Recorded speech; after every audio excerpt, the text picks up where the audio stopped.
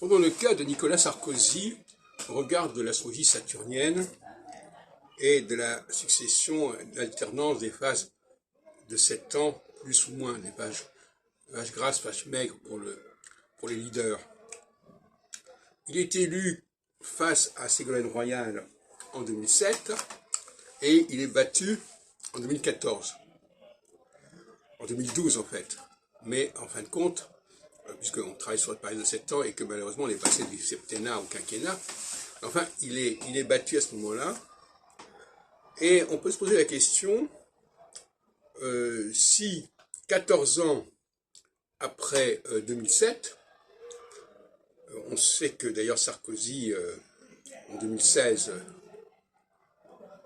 n'arrivera pas aux primaires, il ne pourra donc pas se mesurer à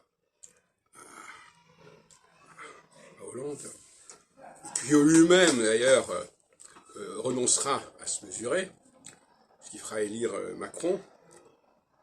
Mais nous sommes à 14 ans de l'élection de 2007, et ça devrait être une période positive pour Sarkozy, puisque tous les 14 ans, on revient au même climat. Et comme en 2007, c'était un climat favorable à Sarkozy, on peut penser qu'en 2022, 15 ans plus tard, ça le serait encore. Bon, je n'ai pas suivi de très près tout ça, mais on peut s'attendre à ce que Nicolas Sarkozy, c'est pas tellement qu'il veuille ceci ou cela, mais il va apparaître comme un recours pour les Républicains notamment.